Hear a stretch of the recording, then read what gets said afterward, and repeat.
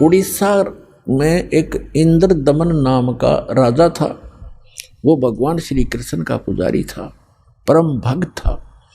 स्वप्न के अंदर श्री कृष्ण जी ने दर्शन दिए और कहा कि इंद्र दमन एक मंदिर बना दे और जगन्नाथ नाम रख देना उसका, और एक ध्यान रखना उसमें कोई मूर्ति ना हो, उसमें कोई पाखंड पूजा नहीं होनी चाहिए, और उसके अंदर एक विपर छोड़ देना ब्राह्मण विद्वान, और उसके अंदर श्रीमद् भगवत गीता का पाठ करे, सदग्रंथों का ही आधार बनाकर वो ज्ञान देता रहे। कोई पाखंड पूजा मत करना, उसमें कोई मूर्ति स्थापना मत करना। और उन्होंने खुद जाकर स्वप्न में इंद्र दमन को ले जा करके वो स्थान दिखाया जो समुद्र के किनारे पहाड़ पे था, थोड़ा सा पहाड़ी है, कि यहां बनाना। अब ऐसा कहकर श्री कृष्ण जी चले गए। इंद्र दमन सुबह उठा, उसकी खुशी का ठिकाना नहीं। अपनी पत्नी से कहा कि मुझे आज स्वप्न में परमात्मा दिखाई दिए थे। सारी कहानी बताई और कहा भगवान ने कहा कि एक मंदिर बना दे,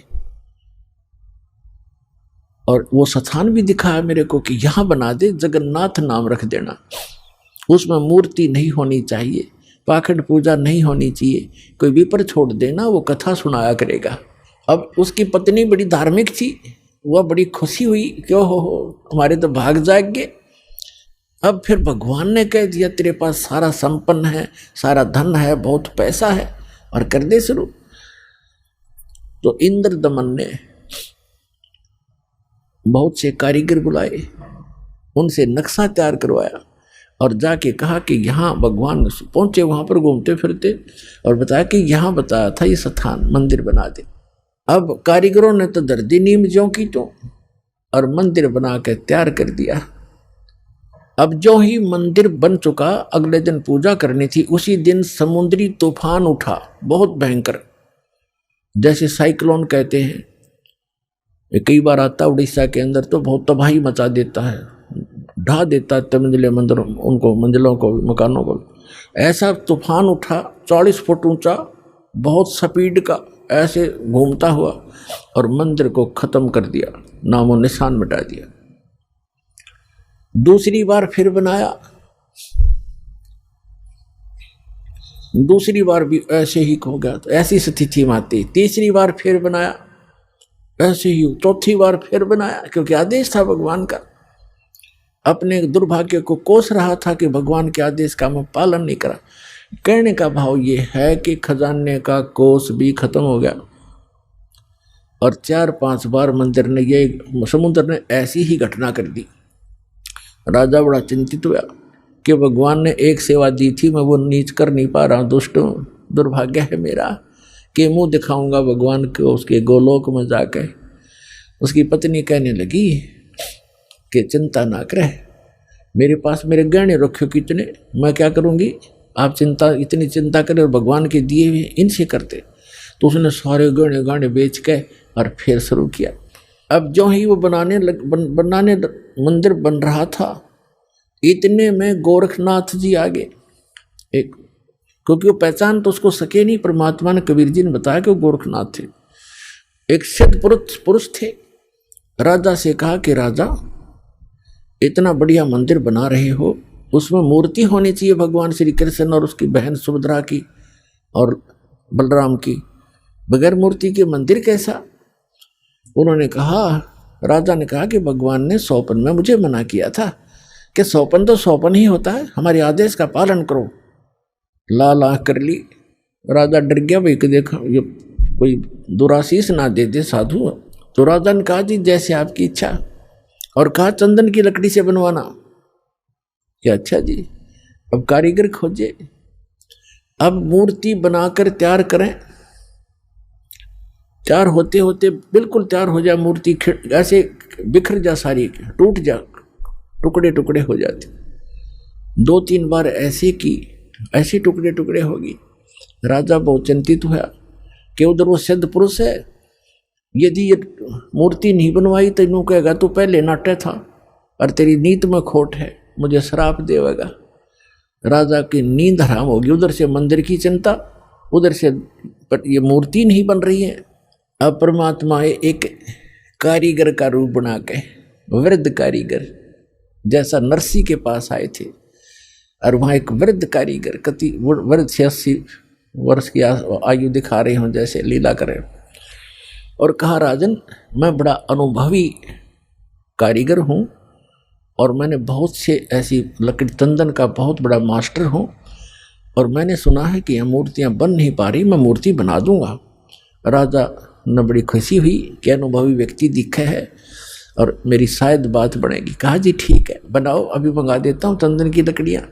कहने लगा मुझे एक कमरे में बंद कर दो, इन जब तक मैं ये मूर्ति ना बन जावे मैं बाहर नहीं निकलूँगा, वैसे नहीं बनेंगी ये मूर्तियाँ, और अब बनने के बाद मैं अपने आप आ जाऊँगा, चिंता मत करना, और तुम बीच में मुझे डिस्टर्ब ना करना, डिस्टर्ब करोगे तो मूर्ति जो कि तो जितनी बन चुकी होंगी उतनी रह जाएंगी। राजा बोला जी ठीक है, जैसे आपका उसका भोजन पानी अंदर रखवा दिया सारा। अब वो नाथ जी आ गया कमरे में, भगवान ने बैठे 4-5 दिन हो गए, 3-4 दिन हो गए थे। उसने राजा से पूछा कि क्या मूर्ति बनाई?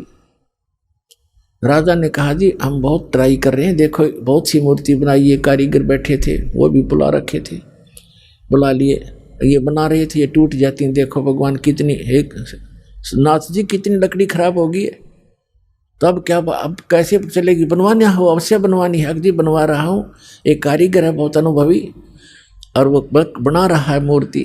तो नाथ जी ने कहा मुझे दिखाओ पहले, बनने के बाद उसमें कोई डिफेक्ट होगा, अभी तो जल्दी मंदिर तैयार होने वाला है, फिर रखनी पड़ेगी, कोई डिफेक्ट होगा तो मैं ठीक करवाऊंगा, ऐसी ऐसी वैसी मूर्ति थोड़े रखने दूंगा।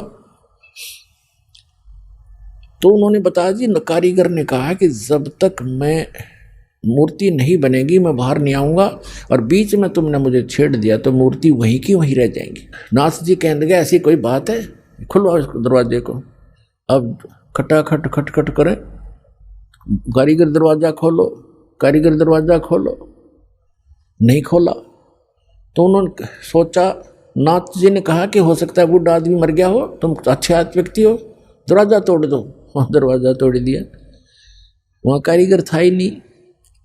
वह मूर्ति जितनी बन गई थी उनके हाथ हाथ बनाने रह रहे थे, वह न्यो के न्यो रह गए, तीनवा के वह टूंड और पैर के पंजे, वो तीनवा न्यो हाथ टूंड न्यो के न्यो, कारीगर था नहीं। अब राजा कहने लगा जी और बताओ अब क्या करूं? तो अन्य कारीगरों ने बताया जब इसके ऐसे भी लगा दी ना सारी टूट जाएंगे।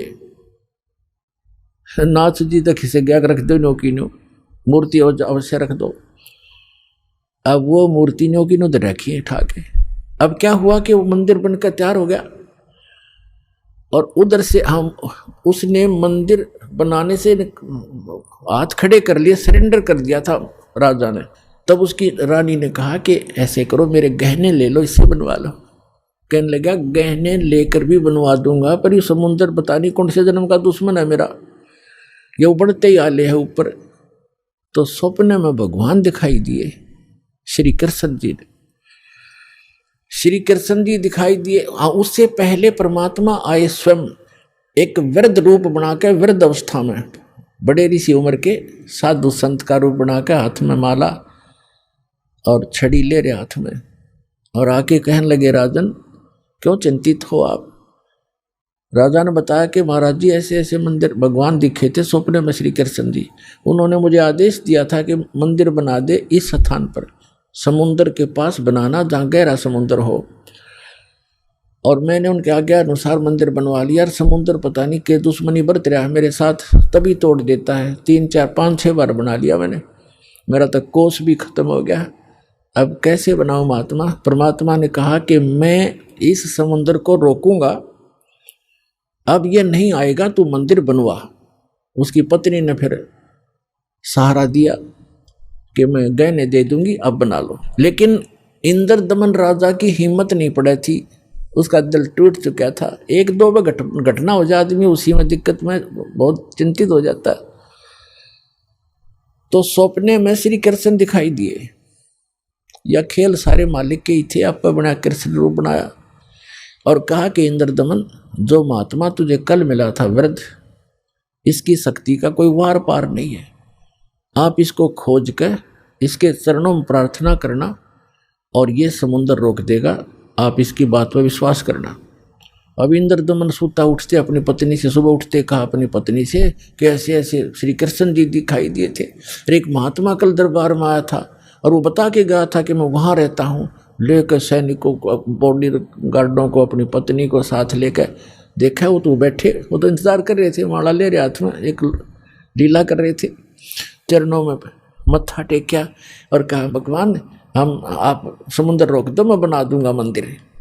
परमात्मा ने कहा कि एक चबूतरा बना दे, चौरा कहते हैं हम यहाँ, चबूतरा कहते हैं। ये समुद्र जिधर से समुद्र उठकर आता है उस किनारे पर, समुद्र के किनारे पर एक चौरा बना दे, चबूतरा, वहाँ बैठ कर मैं भजन करूँगा भगवान का।